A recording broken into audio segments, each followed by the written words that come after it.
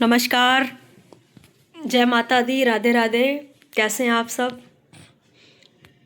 उम्मीद करती हूँ कि आप सब कुशल होंगे और स्वस्थ होंगे। और आप सबके लिए शुभकामना कि आज का दिन आपके लिए शुभ हो। तो आज मैं फिर आई हूँ आपके समक्ष लाइव और आपको बताने के लिए आज का पंचांग सबसे पहले। और आज का पंचांग जैसे कल मैंने परसों आपको बताया था ना कि चंद्रमा नीच के हैं, वृश्चिक राशि में है। तो चंद्रमा धनु राशि में प्रवेश कर चुके हैं और वैशाख मास चल रहा है। जैसे कि ये देखिए, मैं आपको बोर्ड पे दिखा देती हूँ। बोर्ड पे लिख रखा है मैंने 9 अप्रैल 2026 मास वैशाख है और कृष्ण पक्ष है। सप्तमी तिथि है। जो दिशाशूल है वो दक्षिण दिशा है। दिशाशूल के बारे में मैं आपको बताना चाहती हूँ, पहले भी नहीं बताया। दिशाशूल का मतलब यह होता है कि दिशाशूल जिस डायरेक्शन में होता है उस डायरेक्शन में यात्रा करने से पहले आपको गुड़ शक्कर कुछ मीठा खा करके उस दिशा की ओर जाना चाहिए। अदरवाइज़ वहाँ पे कोई दुर्घटना होने के चांसेस होते हैं, कोई मिस हैपनिंग होने के चांसेस होते हैं। तो आज का जो दिशाशूल है वो दक्षिण दिशा में है। तो दक्षिण दिशा में जब भी जाएं अपने घर से निकलें, भगवान को प्रणाम करके निकलें और थोड़ा सा आप शक्कर मीठा खा करके ही घर से निकलें। और जो आज का दिन है भगवान श्री नारायण जी का दिन है। तो आपको बताना चाहती हूँ कि आज के दिन यदि आप तुलसी माता की पूजा करते हैं और केले के वृक्ष में कच्चा दूध और चने की दाल, थोड़ा मीठा जल चढ़ा करके ओम नमो नारायण का जाप करते हैं तो यह आपके लिए बहुत ही सिद्धिदायक जो उपाय है। तो आप यह सब जरूर करें। और अगले मैं आती हूँ पंचांग पे ही। और जो आज का नक्षत्र है, जो मूल नक्षत्र था सुबह के, ये देखिए 8:48 तक। इसके बाद में पूर्वाषाढ़ा नक्षत्र शुरू हो चुका है। तो मूल नक्षत्र जो है वो सारे समाप्त हो चुके हैं, पूर्वाषाढ़ा नक्षत्र लग चुका है। अब जिन बच्चों का जन्म होगा 8:48 के बाद में, तो उनका जो जन्म है वो मूल नक्षत्र में नहीं होगा। मीन्स वो गंडमूल में नहीं पैदा होंगे, वो पूर्वाषाढ़ा नक्षत्र में पैदा होंगे और उनको गंडमूल का दोष नहीं लगेगा। और इसके बाद में आते हैं राहु काल पे, जो कि 1:58 से 3:33 तक जे राहु काल रहेगा। और विक्रम संवत ऑलरेडी आपको बता चुकी हूँ 2083 और साके संवत है 1948। तो आज की इस क्लास में मैं आपको बताने जा रही हूँ जो कुंडली में हमारे 12 घर होते हैं और कौन कौन से घर की क्या क्या मान्यता होती है। सबसे पहले मैं आज के ग्रहों का बताना चाहूँगी आपको कि कौन सा ग्रह किस राशि में प्रवेश कर चुका है। तो सूर्य आज के अपने हैं मीन राशि में, चंद्रमा धनु राशि में है और मंगल मीन राशि में है, बुध कुंभ राशि में है और गुरु मिथुन राशि में, शुक्र मेष में है और शनि भी मीन राशि में है, राहु कुंभ में ही चल रहे हैं अभी और केतु भी सिंह राशि में चल रहे हैं। तो सिंह राशि वालों के लिए एक बहुत बड़ी खुशखबरी जो गुड न्यूज़ है, जैसे काफ़ी समय से सिंह राशि वालों को ढैया लगी हुई थी, लेकिन अब इनको ढैया का जो असर है बहुत ही कम असर होगा। इनको अच्छे परिणाम मिलने के फुल चांसेस और सिंह राशि की होने वाली है बल्ले बल्ले। क्योंकि जो केतु नक्षत्र, जो केतु है ना, वो अपने ही नक्षत्र में प्रवेश कर चुके हैं। तो पहले काफ़ी टाइम से केतु सिंह राशि में आए हुए हैं, तो इनको काफ़ी तरह से थोड़े हेल्थ इश्यूज हो रहे थे, इनको थोड़ी मानसिक प्रॉब्लम हो रही थी। तो अब इनको सारी समस्याओं से मुक्ति मिलने वाली है और इनके कारोबार में भी वृद्धि होने वाली है, मान सम्मान कीर्ति यश की प्राप्ति होने वाली है।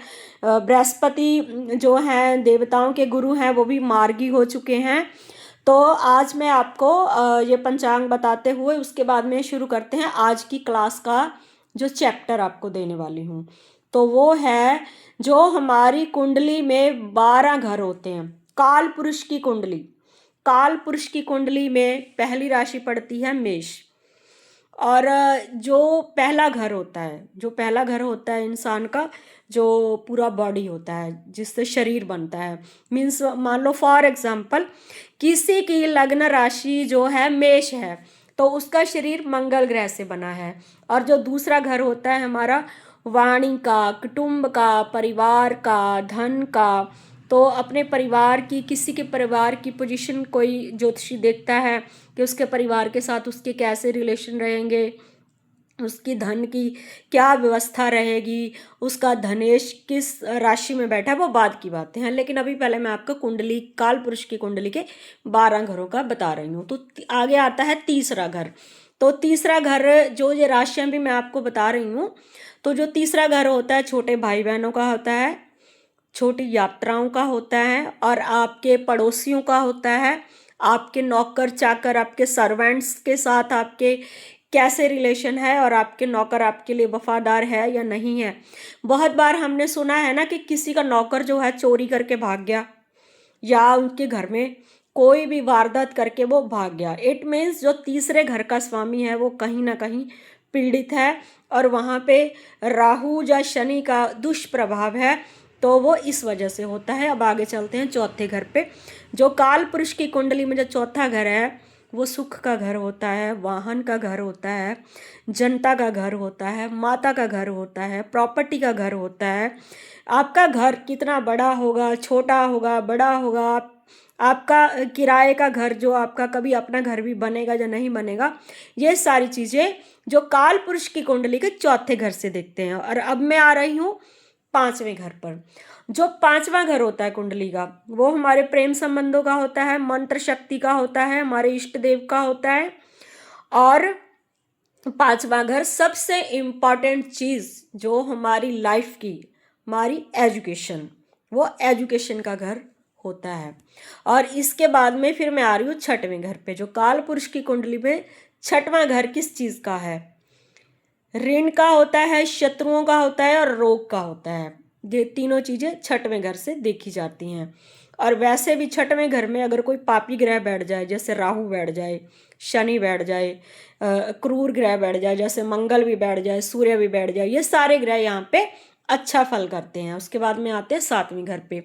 जो सातवां घर होता है काल पुरुष की कुंडली में, उससे हम जो विवाह होता है, अगर मेल की कुंडली है या फीमेल की कुंडली है, तो उसके लाइफ पार्टनर का घर जो होता है सातवां घर होता है। और वहाँ से आपका बिजनेस पार्टनर को भी देखा जाता है, आपकी डेली की इनकम को भी सातवें घर से ही देखा जाता है। और अब आते हैं आठवें घर पे। जो आठवां घर होता है वो मृत्यु का घर होता है, गुप्त विद्या का घर होता है, गुप्त खजाने का घर होता है।